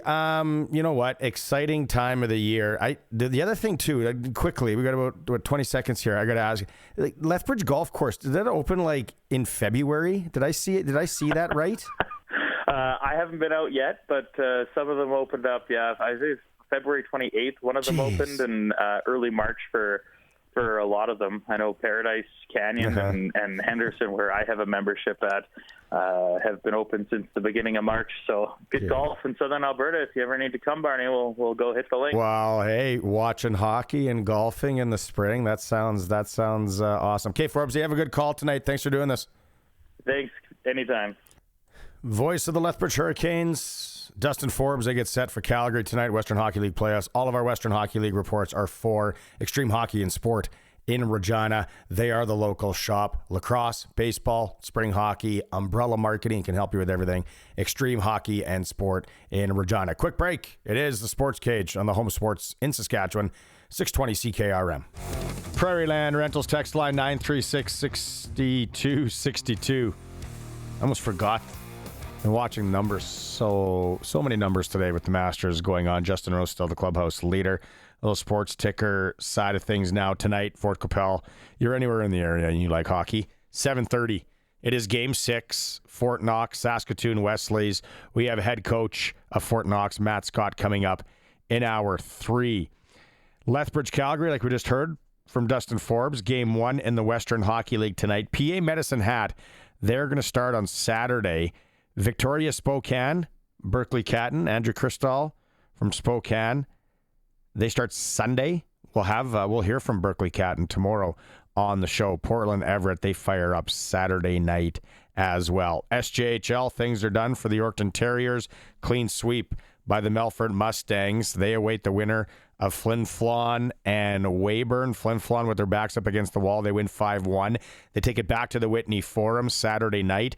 Shout out affiliated player and Regina boy Eric Hahn with a goal last night for Flin Flon. So Saturday at the Whitney. SJHL reports always for Southie Mainline Chrysler. The new king of trucks in Southie Saskatchewan. Worth the drive every time, guaranteed. There is NHL hockey tonight. The Masters will be wrapped up right away. Why get off the couch? Might as well sit and watch hockey as well. Canadian teams in action this evening. Winnipeg, Dallas. Interesting, intriguing matchup there. Vancouver travels in to Colorado, and that is it for our Saskatchewan or Canadian teams in the NHL. Saskatchewan teams. Saskatoon Blues play. It's an 80s joke for all you people that are my demographic. We will go to break. Glen Suitor will be with us in hour 3. We'll talk to Suits, get his take on the Riders camps. I mean, camps down in Texas coming up this weekend. $150. You can go run around, try and get noticed by the Rider Brass. It's the Sports Cage, the home of the Riders. 620 CKRM. Hour number 3 of the Sports Cage. Thanks to Access Communications for sponsoring the show. It's Barney Shynkaruk still to come in the hour. We are going to hear from Fort Knox head coach Matt Scott as they prepare for Game 6 tonight in Fort Capel against the Saskatoon Wesley's. A chance to win their first ever banner. That organization out in Fort Knox. If you've missed any of the show, go back and listen to it.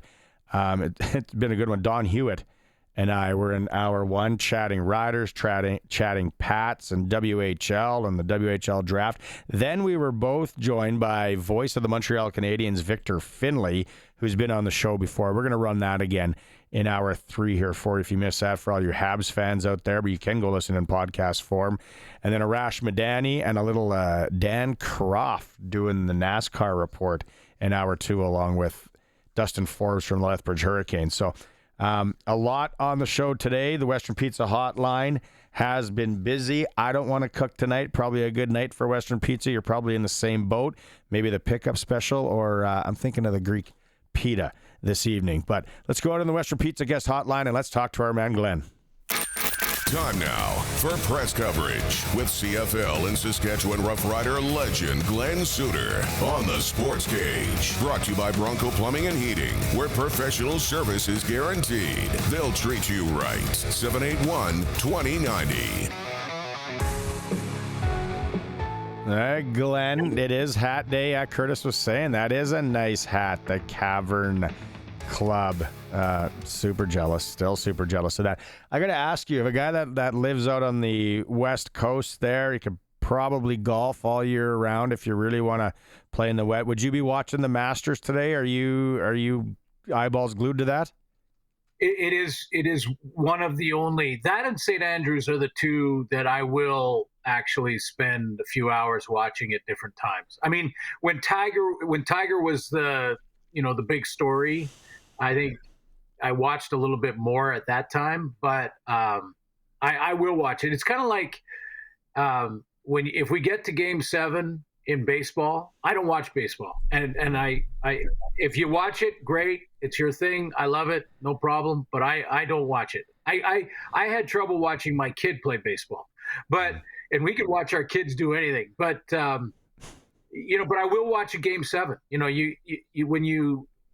Because it transcends the game to me. So when it's St. Andrews or when it's the Masters, I tune in for a couple hours. TSN does such a good job. I'm usually somewhat critical of TSN in a lot of respects. They do such a good job with their Masters coverage. Their golf majors in general. Like, you can pick up the feed early in the morning. They got different... the different stations have different feeds. I think it's awesome what they do. Yeah, well, at times there's a long line of guys that have some issue with how we cover things. But I'm proud of our coverage. I think they do a great job, and it's taking a lot of different world feeds and things like that. I'm not even completely informed on all of the stuff that goes on behind the scenes to get to air. I just want him to bring back the Hiram Walker 5-pin challenge. There's nothing better than watching bowling on a Saturday afternoon, or, right, followed by some Australian rules football. Well, it was the early days of TSN, right? They were like just trying to fill it with whatever. I got to ask you, I saw this online, and it's the 2025 Open tryouts for the Saskatchewan Roughriders. Now I'm going to read what it says. It says the tryout will include position-specific drills followed by one-on-one competition periods. There is no live contact, and participants will not be in pads. Interested athletes will be responsible for bringing proper workout attire, football cleats, and water to keep hydrated. And then it has the 40-yard dash, the broad jump, short shuttle, 3-cone drill. So they're having one coming up this Saturday. If you're in the area of LD Bell High School in Hurst, Texas, outside of Dallas, and they got one in Houston on Sunday, and Atlanta May 4th. These are cool, Glenn. What do you remember any of those? Do you remember covering them? Anything like that? Well, I haven't gone down to and covered one of the camps down south. And usually they do go south. I mean, occasionally I think the Lions will go into Washington, Oregon at times, but you go down to the southern states, you're seeing, you could see 100 football players, most of which are pro ready, and now it's about, now it's about looking at, the nuance of the athlete. Is he going to be all in? Is it a stepping stone to the next, to try and get himself back into the States and the NFL?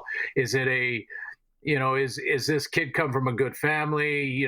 There's so many good athletes down there. So I haven't covered one, Barney, but I watch them closely from a distance. I know there's been some great stories. Darrell Walker was Rookie of the Year in Edmonton, coming out of one of these just sort of walk-on tryout camps.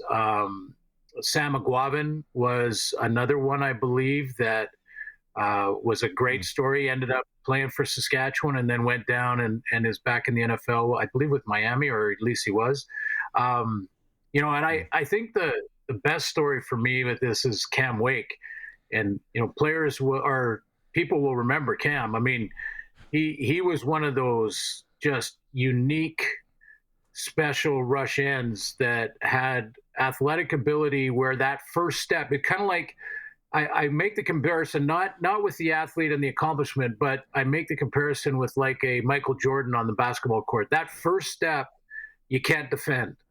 And, no matter how quick you are as an O-lineman, you just couldn't get your hands on him fast enough because of that step, and had a great career down in the States after playing for the Lions. Well, he went to the wrong workout facility. He went to Howard University. His agent told him the Lions were having a walk-on. His football career basically was over. He walked on with the Giants, didn't make it. It was a real quick tryout, didn't even get a look really. And he thought his career was over. And then the Lions had a camp down south, and he thought it was at Howard University of Washington, D.C. His agent told him that. He drove all the way there, hours on the road, and no one was there. And then he basically thinks, he calls his dad and he says, I guess my career's over. I guess pro football was not to be for me. And the Lions, because of that effort of him driving and then trying to drive to their location, which was 4 hours away, and getting there too late for the workout. But Bob Obilovich was the coach of the Lions at the time. And he says to Cam Wake, look, if you're that hungry, then come up to training camp in BC. Just come to camp. We've got a little film on you anyway. We didn't see you live in one of these tryouts, but you know what? The effort was there. Come up to the training camp in BC. He comes up, he makes it. He's the Rookie of the Year.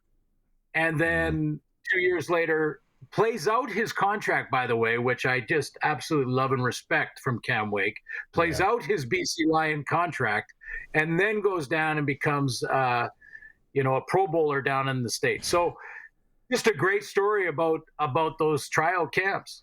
It's hard to think that a lot of people forget about that story, like how good he was, and then how good he was down there. Like I remember him terrorizing the New England Patriots when he was with the Miami Dolphins. What do you make about the story that Justin Dunk came out with yesterday on Trevor Harris playing with an ACL and MCL partial tears? We knew it. I had some conversations with Trevor about that and where he was at. Of course, they want to keep that very, very private, because as much as you hope that an opponent won't ever target an injury, it happens. And it's too bad that it happens, but that it does happen. So guys want to keep it quiet. And the thing about playing with an injury like that is every player at this level is going to say that is going to fight through the pain. The pain is not the problem. The problem is the thought that you might let your teammates down. That's the problem. And that's what Trevor was struggling with is, am I not going to have enough mobility to be the best I can be to help our team win? And the struggle mentally is, I can fight through the pain. I can numb the pain, pharmaceutically. I can do what I have to do to get myself on the field, but am I going to be able to play at the level that I need to play at to keep this team in the win column? And if not, then I'm hurting the team. I don't want to be a bad teammate. That's the struggle that players have when they're hurt and they're trying to decide whether they can play or not. And Trevor gutted it out. He had that enough mobility. I mean, he's a great pocket passer anyway, one of the guys that's seen every defense available. And so he can recognize and get it out of his hands quickly. That's one of his strong points. And so he gutted it out and played. But, a lot of players go through it, and a lot of times nobody knows about it. Sometimes but you're sworn to secrecy because they don't want anybody or the opponent to know. I wonder if we'll maybe start to see, and I'll use the term because it became popular with the NBA, is a little bit of like load management. And, what's the data? Because everything revolves around data. What's the data going to show on, maybe playing your second guy at certain times more throughout the year, whether that's full games or in relief, because that could, there could be something there where we start to see that. And now that the Riders have, Mayer backing them up, maybe we could see that more, Glen. Well, my argument has always been, and coaches know this, in fact, it frustrates coaches when I say it on the air and they go the other, like their philosophy is different. And I'm talking about short yardage. I don't think your starting quarterback should take the short yardage hit. If it's 1 yard, 2 yards, have a guy, you can have 3 quarterbacks on the roster, have a guy that does your short yardage work, because it may seem like, it's just a hit. He's taking it on the shoulder pads, no big deal. But a lot of weird stuff happens at the bottom of those piles. And, I think why take a hit or get a hit on your quarterback that is not necessary? Running out of bounds. I mean, Edmonton's Trey Ford is going to have to learn how to run out of bounds. He's going to have to learn how to not take the extra hit. I mean, Trevor knows it. He's been around long enough to know it. But some of these younger guys, they want to make every play the big play and have to think about the long term. So to your point, like if games are well in hand, Jake Mayer. If games are well in hand for the opponent, Jake Mayer. But even maybe during different situations, different play packages, there's a rhythm argument to this too, Barney, where quarterbacks will say, I need to be out there consistently to get my team in a rhythm. So you'd have to balance that. Yeah. The rhythm has changed. You're sitting. it's what we're doing. Yeah. It'll be interesting to see. Kay, what are they doing right? Not that, we're okay here. I'm curious now, definitely curious about the Riders. $7 million profit. Winnipeg Blue Bombers are announcing. What a flex by the Blue Bombers, and they're putting it back into the football team in the stadium. Great story. The Grey Cup was as well, and the economic impact in Vancouver. Yeah. To have the $7 million profit for the Bombers for the last 3 years, and the Rider fans listening can take it as a challenge. have been the number one highest attended team for the last 3 years in a row, well over 31,000 a game. And, that turns into profits for your team. And I love the way they're reinvesting it, not only in the stadium for the fan experience, but also for the players and locker rooms, things like that. But you're going to love this, Barney. I also read that they're going to they put in a permanent stage for the tailgate area in Winnipeg, so that they can make that an even bigger event for people to go and tailgate before the game. So again, just hint, hint, nudge, nudge, to management of all the teams that don't do it. There's something to be said about a nice part of your business model being tailgating in football.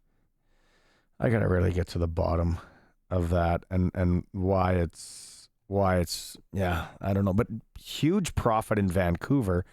And then, you were there. I wanted to be there at that Grey Cup. I think they did so many, from what it sounds like and from talking to you, they did so many things right at this time around.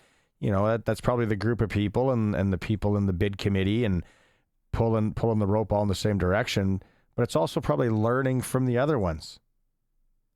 Yeah, and where it comes from, when I've had conversations with the owner here, Mardoman, I right away get the sense that he is building the game. He wants to build and support the game of football at all levels. And he believes that, and I'm reading into a lot of our conversations, but he believes that if you take care of the game and you take care of the fan experience, then the business will take care of itself. And that's what we're seeing. The one thing that stood out in this Grey Cup more than any in Vancouver this year to me was the kid engagement. How many kids and what they set up for the kids. And I know that's been building over time, and you steal ideas from the previous ones, as you mentioned. But when I walked into the convention center area in Vancouver, and I saw these little competition areas where kids could run through the cones and they could throw balls at the nets with the cutout cardboard guys, and all those type of things that the kids were engaged in. And we're talking thousands of kids, and they were all wearing orange BC Lions jersey t-shirts. So that's an investment. I mean, I don't know how much all those cost and how many t-shirts were they giving out to all these kids? How were they busing them into Vancouver, downtown Vancouver, from the Lower Mainland, which at times can be, an hour and a half, 2 hour bus ride, busing them in, allowing them to be part of the experience and busing them back. I mean, yeah, there was the zip lines and all that for the teenagers, and, partiers had lots to do. But that was, to me, what stood out most about Vancouver was how they engaged the 8 to 12, 13-year-old in that age group. Man, those kids were ear-to-ear smiles. They loved it, and I guarantee you a whole bunch of them are hooked on football in the country. Back to the Winnipeg thing. I think that has to... You're in the wrong business if you are one of the other teams in the league at whatever position you're in. As a competitor, you got to go. We got to pick up our stuff here. You got to pull up our socks. We got to think about what we're doing right. The Calgarys, the Edmontons, heck, even Saskatchewan. Again, we don't know where they're at, but again, it's such a flex by Winnipeg. And every other team now should be wanting to compete with that. No question. And I would even sort of shift that narrative to let's collaborate on it, and compete on the field and collaborate in the boardroom so that we can, and this will be part of the responsibility of Stuart Johnson when he gets in there, to actually settle in, get the board together, get all the different owners together, call the Winnipeg Blue Bombers, say, hey, let's see your whole business plan. Let's see exactly how you're engaging your fans, how you're growing that attendance year to year. And what can we steal from that package that works? Now, every community is a little different, so you have to, it has to work in your area. But I think the collaboration end of it is the big part. Yeah. I like that. Did you catch that the riders are launching flexible ticket options this year? So like a flex pack, which makes sense, right? If you only can go to a couple games and there's 5 of you, and you buy a 10 pack and you go to that. Really smart. It's somewhat surprising it hasn't been here in the past. And it starts at around like $33, $34. So again, the riders, they're going after it and probably hearing from the fans and the people of the province saying, listen, I can't make every game. I don't want to have to go through the hassle of selling my tickets, putting them, giving them to somebody, whatever. Flex pack makes sense. Yeah, excellent. Excellent. And flexibility if you're a season ticket holder in transferring your tickets to other people, or even donating them. To continue to work. I know that teams are getting better and better all the time at the electronic way to transfer tickets and things like that. But there really should be almost no restrictions on if you're a season ticket holder and you have 4 seats and you can't make a game, you can get those seats to somebody else. And it's really easy on your phone. You just transfer it over, the guy gets it. And, the riders will tell you that they're on top of this, and most teams are now. Probably way further along electronically than I sure am. But, one of the great aspects of Amazon is how easy it is.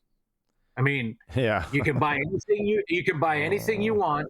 You get it in 2 days, delivered to your door, and if you don't like it, you put it back in the box and someone picks it up and takes it away. It's just so easy. Even though we're trying to all shop Canadian, it's so easy. It's hard to break the habit now. What a business model for sure. All right, you got Maz next week. I'm off doing client stuff, so you have a good one, and then we'll catch up. And then when we catch up, it's like dog's breakfast. It feels like training camp's right around the corner from that, right? Dog's breakfast kicks it off. It kicks off their football season, I think, officially. But we'll talk next week, my friend. Right on. See you, Glen. Thanks so much. That is press coverage with Glen Suitor for Bronco Plumbing and Heating, where professional service is guaranteed. They're going to treat you right at 781-2090. If you missed the story at SportsCage.com, they had talked about it yesterday. Dave and Maz were on here. Super Bowl champion John Ryan, crediting his dad for his career as an NFL and CFL punter. Great story there at SportsCage.com. And you can register for the SportsCage Insider Report, scores, latest news, and opportunities to win VIP access to the biggest events. Click SportsCage.com. The other story on there is the Prairie Junior Hockey League. The Lyle is moving to Martinsville next season. Love Martinsville's color scheme that they went with as well. So it's all there, sportscage.com. You can check it out. I wanted to read one text from the Prairie Land Rentals text line. It's Georgie Porgy in Pilot Butte. When we had Dan Croft on, he wanted to give a promotion or a clutch performer to Dan Croft for his community involvement. He installed lights on the Pilot Butte ball diamonds nearly 25 years ago now. Still standing, shining bright. Would not happen without Dan's enormous involvement. A late clutch performer to Dan Croft and everybody. Thanks, Georgie, for sending that one in. All right, speaking of rural Saskatchewan and local and all that, like I said, big hockey game in Fort Qu'Appelle tonight. Fort Knox, Saskatoon Wesleys. Fort Knox, chance to win their first ever banner, first ever league championship provincial banner. Should be packed in Fort Qu'Appelle. We're going to hear from head coach Matt Scott after this, and then after that one, we'll go back and talk to Victor Findlay, play-by-play voice of the Montreal Canadiens, who was doing with Don Hewitt and I earlier, if you missed that. It is the Sports Cage, streaming at sportscage.com. Always, we are on the home of the Saskatchewan Roughriders and the home of local sports in Saskatchewan, 620 CKRM. Western Pizza guest hotline busy again today. Western Pizza, the Greek favorites you love. pizza with all those toppings. Maybe go to Western Pizza right before you head to Fort Qu'Appelle tonight. All eyes are on Fort Qu'Appelle hockey-wise in southern Saskatchewan tonight as Fort Knox tries to win their first ever league championship against the Saskatoon Wesleys. It's game 6. Another do-or-die night for the Wesleys. They pushed in Saskatoon. They got it done. Let's go out on the Western Pizza guest hotline and talk to head coach of Fort Knox, Matt Scott. Matthew, let's go through first off, and we haven't talked. I talked to a couple of your players, assistant coach Spencer Trapp. What has changed for the Wesleys since the first 2 games? I know they got a body back, a skilled guy. For you as the head coach, what's been the main change and the push from them? You know what? When we compare kind of our first 2 games in Saskatoon to the last 3 that we've played, like you said, they're a bit of a different team. They're playing with a little bit of desperation. I mean, obviously, the game the other night in Saskatoon, it was a must-win game for them, and we know that the hardest game for us to close out is the game that's going to close the series. And so for them, playing with a little bit of desperation gets us back on our heels a little bit, and I think that was the difference the other night in Saskatoon. All power play goals in game 5, 3 for them. Special teams, obviously key, goes without saying. Do you not take penalties, which is sometimes hard, or do you have to look at tape and maybe figure out something different on the PK? You know what? A little bit of both. I think when you diagnose and you go through the game after, obviously we lost a special teams game. Whether it was power play and penalty kill, they did a really, really good job at changing the way that they approached their power play. They had guys coming downhill from both sides and create a little bit of chaos when they were able to kind of find guys through the seam. So diagnosing it through video, understanding that our PK guys have got to stay inside and we've got to make sure that we limit their ability to move the puck through seams. Excuse me. And then obviously with ourselves getting as many power plays as we did and not capitalizing, we know we've got to be better. We know that the special teams battle, it wins and loses games. And unfortunately the other night, special teams was something that wasn't on our side. On the 5-on-5 hockey, what do you guys have to do better tonight? You know, I'm happy with the way that we play 5-on-5. You look at even last night's or the other night's game in the third period when there were very few penalties, a lot of 5-on-5 play. I thought we controlled the pace of the game. I thought we managed and controlled the real good areas of the ice, and our puck management was real good. The only thing we need to be able to do now is, because we manage the puck and we manage the game with puck possession, is now we've got to start getting our guys inside a little more. We've got to start getting better looks. We're getting good looks. We've got to get better looks, and we've got to get more looks from inside the ice. And I think when you're facing a goaltender as good as Stokey, we've got to make sure when we do get our good looks from inside, we capitalize on them and we get traffic and we create a little chaos. Atmosphere, in the barn tonight will be awesome. That'll be a huge help for you. Will last change be a big help and key for you? Yeah, you know what? Last change is always a positive and it's always a pro. For us, it's managing their top 2 lines. The one thing that they do is they access our zone with a lot of speed. So when we're able to match specific D pairings or specific forward lines against their guys, it's just our ability to track pucks back. You know what?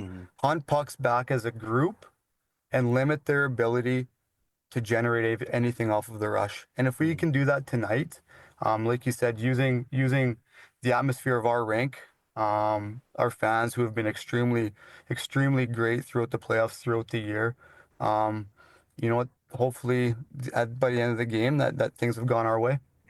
Maybe it was always the script, though, right? To win it at home, first banner, first championship, to do it at home. You know what? Absolutely. Anytime you get a chance to close out a series, I mean, in Saskatoon, obviously we would have liked to be able to do that. But like you said, coming back home, in front of our crowd, like I said, who have been extremely supportive all year. And understanding that this team is extremely important for the community. I mean, Jared Williams, our general manager, and his family have done a really, really good job at making sure that this team is centered around the community. And to be able to come back and do it and have an opportunity on home ice to close out a series, like you said, for the first time ever in this franchise's history, I mean, it's special. And hopefully we can give the community that as well. All right, Coach. Exciting night in the Fort tonight. Best of luck, and thanks for doing this. Perfect. Thanks, guys. Could be a special night in Fort Qu'Appelle. Puck drop if you're going to the game. 7:30. The Fort Qu'Appelle Rec Center will be packed. The community is behind them. Great hockey, too. Really great hockey. If you got something, if you can get a ticket and you got nothing else to do, 7:30 in Fort Qu'Appelle tonight. It is a Sports Cage. We are the home of local sports in Saskatchewan. We're streaming at sportscage.com and on the mighty 620 CKRM.